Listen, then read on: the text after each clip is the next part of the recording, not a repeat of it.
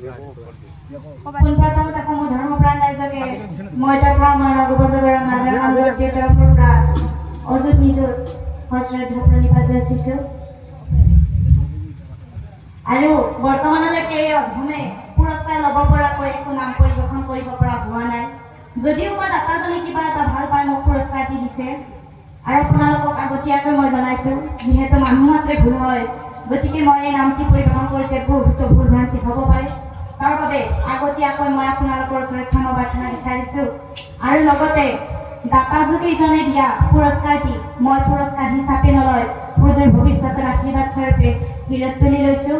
আৰু দাতাকেইজনৰ লগতে দাতাকেইজনৰ পৰিয়ালৰো সুস্বাস্থ্য আৰু দীৰ্ঘায়ু মই প্ৰভু ভগৱন্তৰ ওচৰত কামনা কৰিছোঁ। আৰু এইখিনিতে মই মোৰ পৰিচয়টি দাঙি ধৰিছোঁ।